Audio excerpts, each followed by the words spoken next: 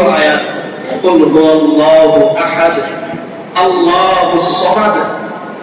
আল্লাহ তাআলা এই আয়াতের মধ্যে প্রথমে বলতেছেন, হে নবী আপনি বলুন তিনি আল্লাহ, তিনি এক, লাইসা কামিসলিহি শাই, তার মতন কোন জিনিস পৃথিবীতে নাই, তার মতন হতে পারে এমন যোগ্যতা পৃথিবীর কোন জিনিসের মধ্যে নেই।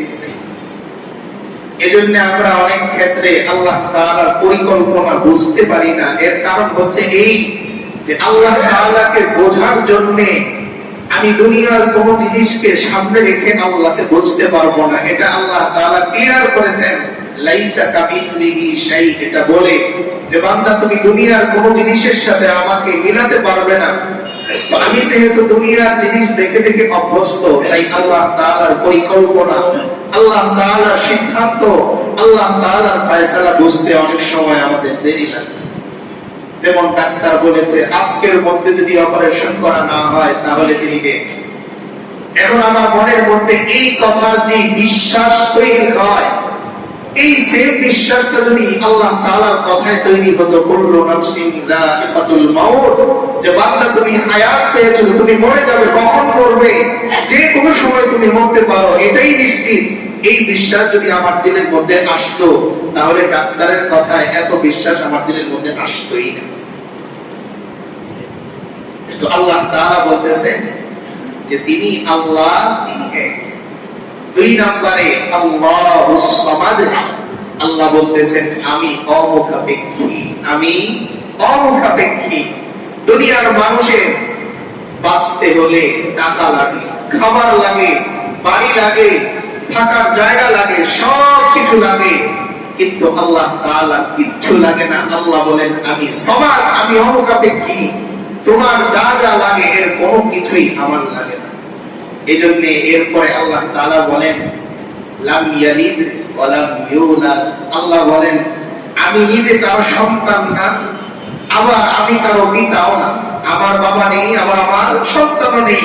বাবা হলে অনেক দায়িত্ব, সন্তান হলে অনেক দায়িত্ব। আবার একজন আরেকজনের কাছে ধরা, বাবা সন্তানকে ভালোবাসেন, তাই অনেক অন্যায়ের ক্ষেত্রেই বাবা কি করেন, অবুঝ শিশুর মতন মেনে নেন। কিন্তু আল্লাহ তাআলা বলতেছেন যে বান্দা এগুলো আমার নাই। তো এগুলো না থাকার কারণে আল্লাহ তাআলার কোন জিনিসেরই প্রয়োজন হয় না। এমনকি সমস্ত পৃথিবীর মানুষ মিলেও যদি এক মুহূর্ত আল্লাহ তাআলার ইবাদত না করে, এতেও আল্লাহ তাআলা কিচ্ছু যায় আসে না।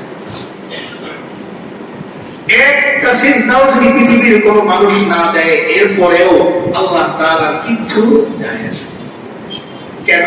হাদিসের মধ্যে আল্লাহ রাসূল সাল্লাল্লাহু আলাইহি ওয়াসাল্লাম বলেন, এই হাদিসটা বোঝার আগে আমরা একটা উদাহরণ বলছি। আপনার কাছে কয়েক হাজার কোটি টাকা আছে, এখন আপনার বাড়ির ময়লা নেয়ার জন্য একজন লোককে আপনি ঠিক করলেন, যাকে মাসে আপনি 15,000 টাকা দেন। এখন এই লোক হঠাৎ করে একদিন রাগ করে বলতেছে আপনার মতো মালিকের কাজ আমি করব না।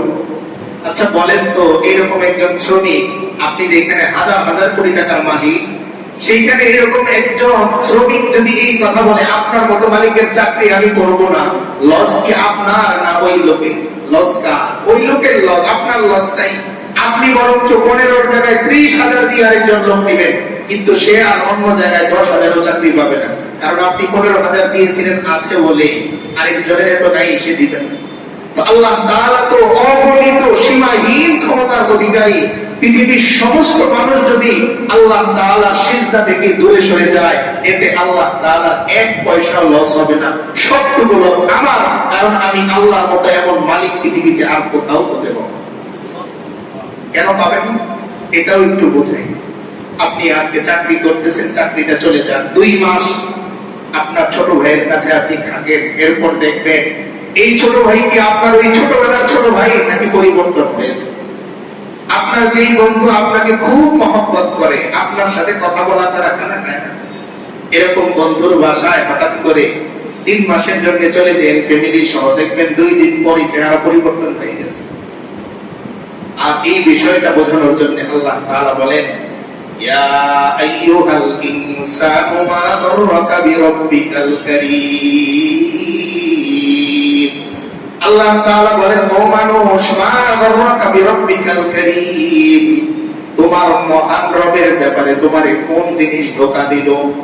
দুনিয়ার মানুষ তোমারে সৃষ্টি করে নাই সামান্য একটু সম্পর্ক নষ্ট হয়ে যায় স্বার্থের কারণে, আর আমি আল্লাহ তোমাকে সৃষ্টি করলাম, তোমার মধ্যে রোগ দিলাম, হাত দিলাম, পা দিলাম, চোখ দিলাম, দেমাগ দিলাম, তোমার সমস্ত কিছুর ব্যবস্থা আমি আল্লাহ করলাম, এরপরেও তুমি নাফরমানি করো, আমি আল্লাহ কোনদিন তোমারে আযাব দিলাম না। বান্দা, তাহলে বলো, এমন মহান রব, এই মহান রবের ব্যাপারে তোমারে কোন জিনিস ধোঁকা দিয়ে দিল? আল্লাহ তাআলা কোনদিন নারাজ হন না। তো যেই কথা বলতেছিলাম যে আল্লাহ তাআলার ইবাদত যদি পৃথিবীর কোনো মানুষ না করে, এতে আল্লাহর লস নাই। এরপরেও যে আল্লাহ তাআলা আমাদেরকে নির্বাচন করেছেন, এটা মেহেরবানি একমাত্র আল্লাহ তাআলা। আল্লাহ তাআলা চান আমার এই বান্দাগুলো আমার পক্ষ থেকে রহমত পাক, আমার পক্ষ থেকে দয়া পাক। তো যে হাদিসটা আমরা রেখে এসেছিলাম, আল্লাহ রাসূল সাল্লাল্লাহু আলাইহি ওয়াসাল্লাম বোঝাচ্ছিলেন যে আল্লাহ তাআলা যে অমুখাপেক্ষী। কিভাবে? হাদিসের মধ্যে আল্লাহ রাসূল সাল্লাল্লাহু আলাইহি ওয়াসাল্লাম বলেন যে পৃথিবীর শুরু থেকে নিয়ে যত মাখলুক আছে, শেষ পর্যন্ত যত মাখলুক আসবে, এই সবাই যদি একটা পাহাড়ের মধ্যে একত্রিত হয়, সংখ্যা কত?